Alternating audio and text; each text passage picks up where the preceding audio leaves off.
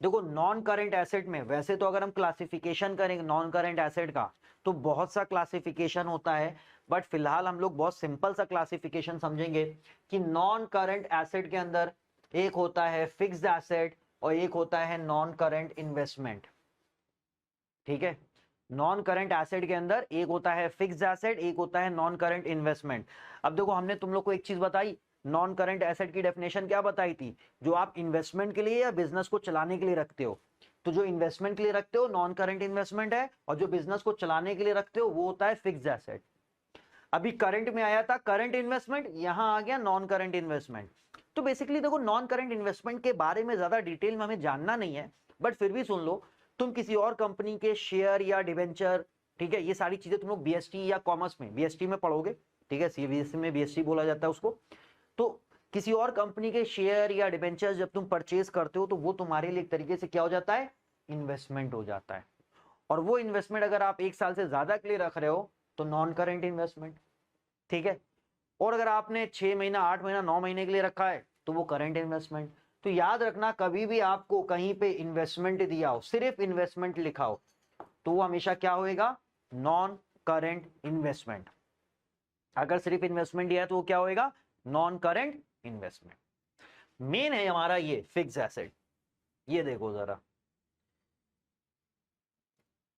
Viva में जब आप क्लास 12 में जाओगे ना, एक चीज बहुत पूछी जाती है, वो क्या, कि फिक्स एसेट की जब हम बात करते हैं, फिक्स एसेट दो पर्पज से होते हैं,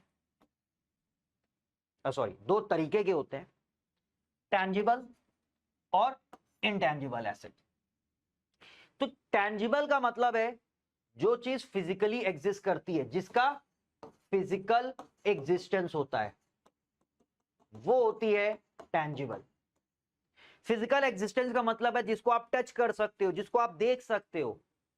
तो अभी देखो जरा, मशीन छू सकते हैं ना, बिल्डिंग छू सकते हैं ना, देख सकते हैं ना, दिखती ना, तो वो होता है हमारा टैंजिबल एसेट, तो उसे बोलते हैं टैंजिबल फिक्स एसेट। और इनटैंजिबल एसेट वो होते हैं जिसका फिजिकल एग्जिस्टेंस नहीं होता है, नो फिजिकल एग्जिस्टेंस। मतलब जिसको आप देख नहीं सकते हो, जिसको आप टच नहीं कर सकते हो, जो एग्जिस्ट ही नहीं करता है फिजिकल फॉर्म में, वो होता है इनटैंजिबल, है ना। तो ये हो गया हमारा शरीर और ये हो गई हमारी आत्मा, है बॉडी फिजिकल फॉर्म में आप देख सकते हो, टच कर सकते हो, और ये सोल आत्मा दिखती है नहीं दिखती। तो इनटैंजिबल एसेट जो कि होता है बट फिजिकल फॉर्म में नहीं होता है। तो देखो अब इसमें ज्यादा डिटेल में जाने की जरूरत नहीं है, टैंजिबल के एग्जांपल आप कोई भी देख लो, फर्नीचर, बैठते हो भाई रोज का यूज करना है, और फर्नीचर नॉन करेंट एसेट है। क्यों नॉन करेंट एसेट है फर्नीचर, ठीक है, फर्नीचर नॉन करेंट एसेट क्यों है, घर में मेहमान आते हैं, आप सोफे पे बैठाते हो, जैसे ही मेहमान उठ के जाते हैं तुरंत सोफा उठा के फेंक देते हो, ऐसा करते हो क्या, भाई हमारे यहाँ तो नहीं होता है। फर्नीचर तो हमें लगता है कि दादा के टाइम का पड़ा है तो वही पड़ा हुआ है, ठीक है, कुछ लोगों के थोड़े चोचले होते हैं, उनको हर थोड़े टाइम पे अपना क्या होता है ना, घर रेनोवेट कराना होता है, हटाओ ये फर्नीचर हटाओ, नया फर्नीचर आएगा, नया डाइनिंग टेबल आएगा। बट एक नॉर्मल अगर हम इंडियन हाउस होल्ड की बात करें, ठीक है, इंडियन क्या हमें तो लगता है बाहर भी ऐसी होगा, कि एक बार जो फर्नीचर आ गया जब तक वो यूज हो सकता है तब तक यूज होगा। दादी अपने दहेज में लेके आई थी, आज भी चल रहा है, खराबी नहीं हो रहा है, जब तक खराब नहीं होगा तब तक इस्तेमाल होता रहेगा।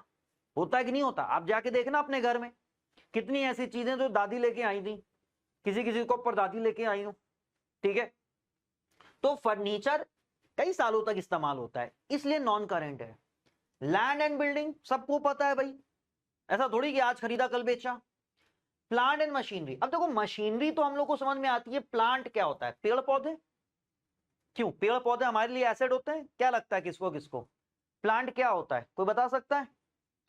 जब आप वर्ड यूज करते हो प्लांट, तो क्या प्लांट ये पेड़ के लिए यूज हो रहा है, पेड़ भी तो हमारे लिए एसिड होते हैं ना, ऑक्सीजन देते हैं भाई, तो एसिड तो हो गया वो, है ना। लेकिन रात में गड़बड़ कर देते हैं, रात में वो मेरे ख्याल से ऑक्सीजन लेने लगते हैं हम लोग से और कार्बन डाइऑक्साइड देने लग जाते हैं, ठीक है। प्लांट कहते हैं सेट ऑफ मशीन्स को,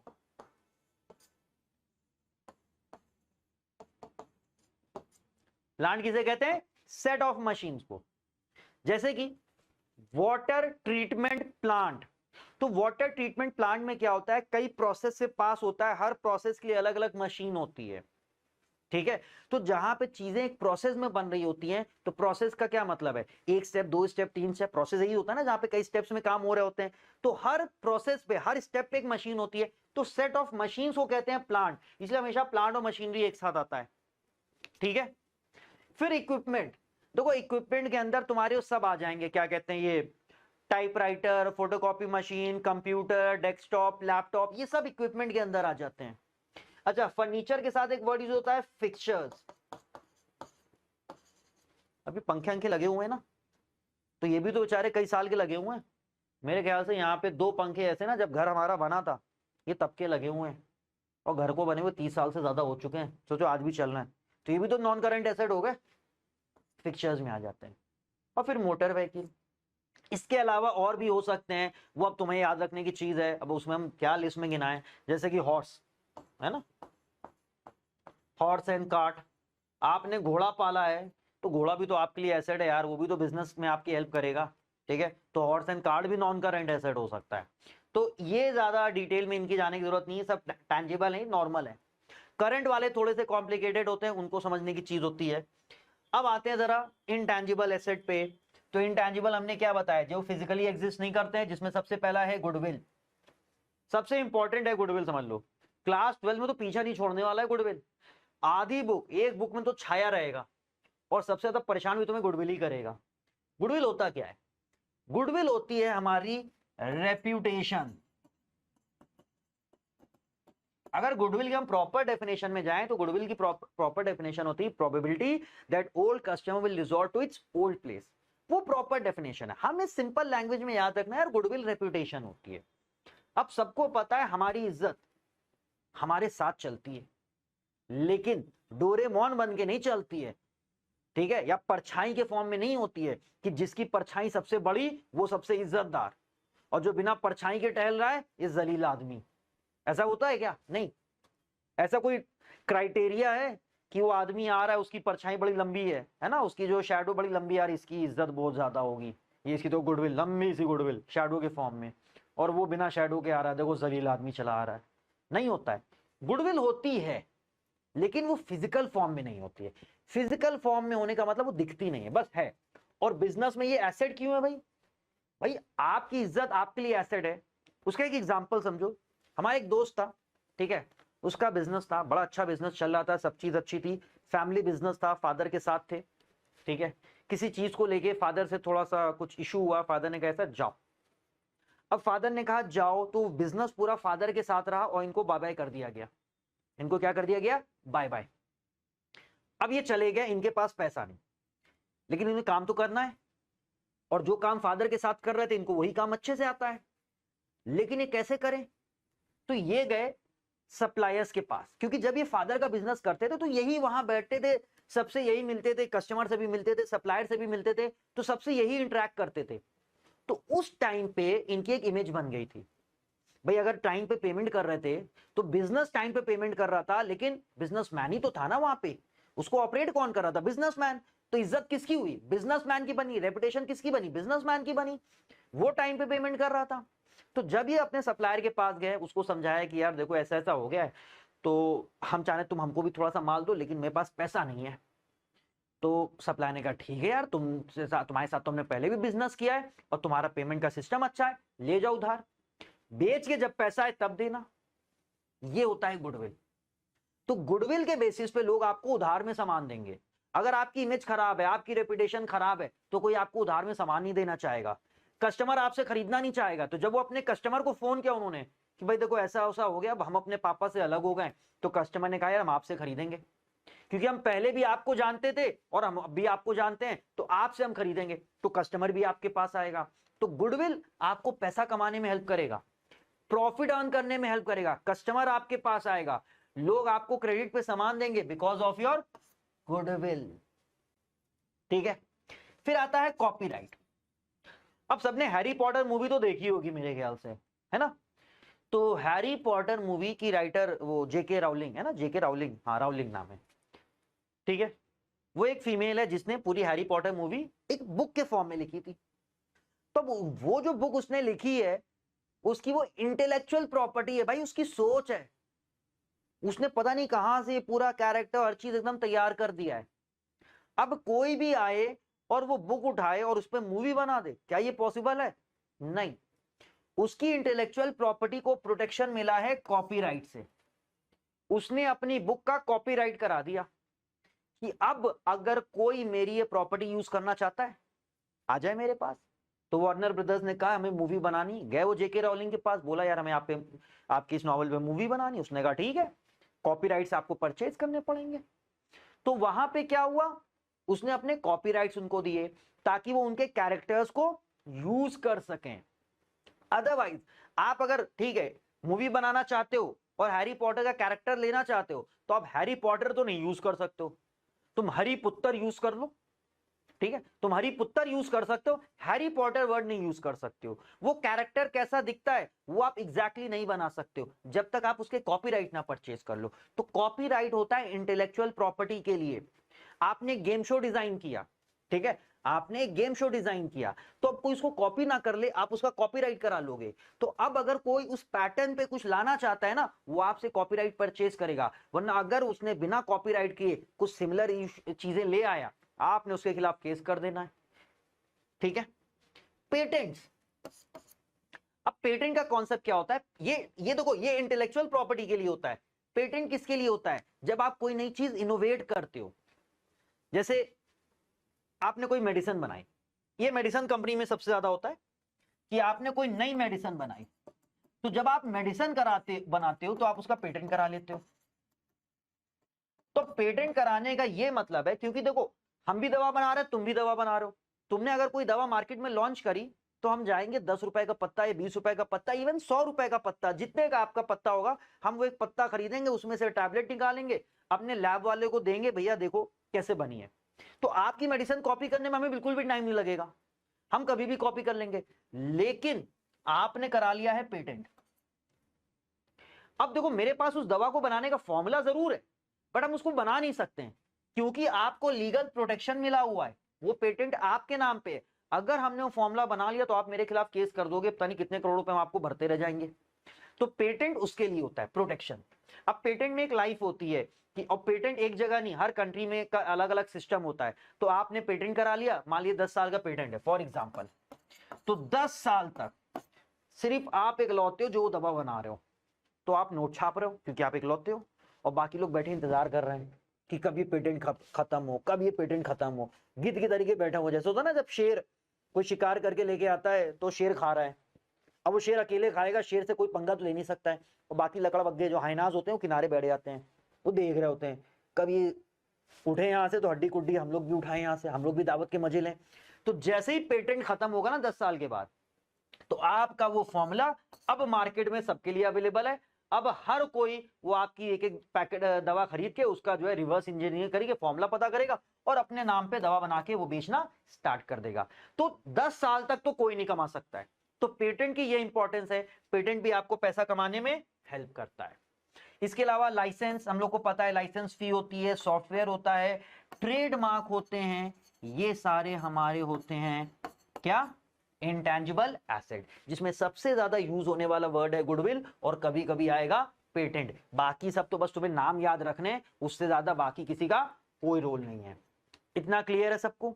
तो ये हो गया हमारा पूरा एसेट। अब इसमें एक लास्ट चीज और समझते हैं और फिर आज की क्लास को पैकअप करेंगे। वो लास्ट टॉपिक क्या है आज का, फिक्टिशियस एसेट। देखो सबने एक वर्ड सुना है फिक्शन, मूवीज में, नॉवेल में, जो लोग बुक्स पढ़ते हैं, जो लोग मूवीज देखते हैं, उनको ये वर्ड का मीनिंग पता होना चाहिए, फिक्शन। फिक्शन मतलब जो चीज रियल ना हो, अनरियल, इमेजिनरी है। तो इसी फिक्शन वर्ड से बना है फिक्टिशियस। तो जो चीज फिक्टिशियस है मतलब अनरियल है। तो फिक्टिशियस एसेट, नाम फिक्टिशियस है, इसका मतलब ये एक्चुअल में एसेट नहीं है। ये एसेट नहीं होते हैं, दे आर नॉट एसेट। आप एसेट की कैटेगरी में इनको टेम्पररी रख देते हो क्योंकि इनकी कहीं सेटिंग नहीं बैठ पाती है। ये आगे जब बैलेंस शीट करेंगे तो वहां समझाएंगे कि क्यों आप इसको बैलेंस शीट में रख देते हो। फिलहाल आप समझ लो कि ये एसेट नहीं है, ये लॉसेज हैं जो अभी तक राइट ऑफ नहीं हुए हैं। अब सर आपने एक और नया टर्म बता दिया, अभी तक तो फिक्टिशियस समझा रहे थे। अब ये राइट ऑफ करने का क्या मतलब है? ठीक है, राइट ऑफ करने का मतलब है बुक से खत्म करना। जैसे कि हमने एक बिजनेस स्टार्ट किया, आप समझना, हमने एक बिजनेस स्टार्ट किया, पहले साल हमारा लॉस हो गया 2000 का, दूसरे साल हमारा लॉस हो गया 1000 का, तीसरे साल हमको प्रॉफिट हुआ 5000 का। तो हम क्या करेंगे ना, पहले इस प्रॉफिट में से ये अपने लॉस को कवर अप करेंगे। लॉस को कवर अप करने के बाद हम कहेंगे यार ठीक है, प्रॉफिट अभी हमारा सिर्फ कितना हुआ है, 2000 का है। तो भाई क्योंकि ये शुरुआत है तो शुरुआत में लॉस तो होता है, तो वो लॉस को धीरे कहीं तो कवर अप करना है। हम एक सिंपल लेमैन लैंग्वेज में तुम लोग को समझा रहे हैं राइट ऑफ का क्या मतलब है। तो जब आप कोई चीज राइट ऑफ करते हो ना, आप उसको अपने प्रॉफिट में से माइनस करके खत्म करते चले जाते हो, मतलब आप उसको कवर अप करते चले जाते हो उस लॉस को। तो यहां पे हमने क्या किया, इस प्रॉफिट में से ये पिछले 3000 के जो लॉस थे उनको राइट ऑफ कर दिया, मतलब बुक से हटा दिया। अभी तक बुक में ये लॉस दिख रहा था, अब जब हम ये 5000 के प्रॉफिट में से इसको राइट ऑफ करेंगे, अब वो लॉस नहीं दिखेगा। अब बुक में मेरे से प्रॉफिट कितना दिखेगा, 2000 का। तो ये होता है राइट ऑफ का मतलब। जब आप किसी चीज को राइट ऑफ करते हो, उसको हटाते हो, खत्म करते हो। तो ये लॉसेज है, कोई लॉस हुआ होगा जिसको आपने अभी तक राइट ऑफ नहीं किया। क्यों नहीं राइट ऑफ किया, उसका रीजन है। मान लो आपका हुआ था ये 5 लाख का, बड़ा लॉस है, ठीक है। जैसे हम कहते हैं आपने खूब पैसा खर्चा किया एडवर्टीजमेंट पे, अब एडवर्टीजमेंट का बेनिफिट कितने साल तक मिलेगा, कम से कम 5 साल 6 साल। तो आपने 5 लाख रुपया खर्चा करा और आपको इतना पता है 5 साल तक इसका बेनिफिट मिलेगा। तो अब आप इसको धीरे धीरे अपनी बुक से राइट ऑफ करोगे। तो पहले साल आपने 1 लाख राइट ऑफ कर दिया, बुक में से कितना हटाया, सिर्फ 1 लाख। तो बाकी का 4 लाख कहां है, ये आपका फिक्टिशियस एसेट कहलाएगा। फिर अगले साल आप 1 लाख और राइट ऑफ करते हो, तो बाकी का 3 लाख क्या है, फिक्टिशियस एसेट कहलाएगा। फिर अगले साल आप 1 लाख राइट ऑफ करते हो, बाकी का 2 लाख क्या कहलाएगा, फिक्टिशियस एसेट कहलाएगा। फिर 1 लाख राइट ऑफ करोगे, बाकी का क्या है, फिक्टिशियस एसेट कहलाएगा। फिर 1 लाख राइट ऑफ करोगे और अब ये फिक्टिशियस एसेट खत्म हो गया। तो देखो यहां पे आपने क्या किया, 1 लाख को राइट ऑफ कर दिया, बाकी का 4 लाख जो बच गया वो फिक्टिशियस एसेट है। फिर अगला साल आया, फिर आपने 1 लाख राइट ऑफ किया, 3 लाख बच गया, फिक्टिशियस एसेट है। पूरा एक बार में क्यों नहीं राइट ऑफ किया सर हमने, यार जब इससे तुम 5 साल तक प्रॉफिट कमाओगे ना, अगर तुम पूरा 1 साल राइट ऑफ करते तो उसी 1 साल में क्या होता, आपके प्रॉफिट में से 5 लाख कम हो जाता। भाई बुक्स में अगर प्रॉफिट दिख रहा है ना, वो आपके बिजनेस के लिए अच्छा होएगा, आपको लोन मिल जाएगा। लेकिन 5 लाख माइनस करोगे तो देखो 10 लाख का मान लो प्रॉफिट था, 10 लाख में से 5 लाख माइनस किया, सिर्फ 5 लाख बचा। और यहां पे क्या है, 10 लाख में से आपने सिर्फ 1 लाख माइनस किया, तो अभी भी कितना बचा है, 9 लाख का प्रॉफिट बचा है। तो बुक किसमें ज्यादा अच्छी दिखेगी, बुक इसमें ज्यादा अच्छी दिखेगी ना, 9 लाख का प्रॉफिट है। तो ऐसे क्या ना, थोड़ा थोड़ा करके बर्डन को बियर करिए, बर्डन को कई साल में डिवाइड कर देते हो और धीरे धीरे प्रॉफिट में से माइनस करते जाते हो। तो राइट ऑफ करने का क्या मतलब है, प्रॉफिट में से माइनस करके बुक से हटाते जाना, तो जो बचेगा वो फिक्टिशियस एसेट है। तो फिक्टिशियस एसेट कभी एसेट नहीं होते हैं, ये लॉस होते हैं जो अभी तक राइट ऑफ नहीं हुए। और इसका एक एग्जांपल याद कर लो, एडवर्टीजमेंट एक्सपेंडिचर, इसका एक एग्जांपल याद कर लो, एडवर्टीजमेंट एक्सपेंडिचर। फिर है वेस्टिंग एसेट, ये नॉन करेंट एसेट होते हैं, याद रखना ये हमारे नॉन करेंट एसेट होते हैं। ये वो नॉन करेंट एसेट होते हैं जो कंज्यूम होके खत्म हो जाते हैं। जैसे मान लो हमारी एक माइन है, कोल माइन, कोयला निकलता है उसमें भरपूर। तो कोल माइन की खासियत क्या है, आप कोयला निकालते जाओगे, खाली होती जाएगी, जैसे सारा कोयला निकल गया अब वो बेकार हो गई, अब उसमें मिट्टी डाल डाल के भरो, अब वो जमीन ना रहने लायक बची, वो किसी लायक नहीं बचती है। आप देखना गूगल पे सर्च करो कोल माइंस, उसके आसपास का एरिया देखो, कैसा अजीब सा हो जाता है। तो कोल माइंस, तो जैसे जैसे आप उसको यूज करते जा रहे हो वो खत्म होती जा रही है, कंज्यूम्ड होती चली जा रही है, ठीक है। तो ये उतने हमारे मतलब की नहीं है। हमें मेन क्या याद रखना है, current asset, non current asset और एक ये फिक्टिशियस एसेट। तो यहां पे हमारा एसेट वाला पार्ट कंप्लीट होता है।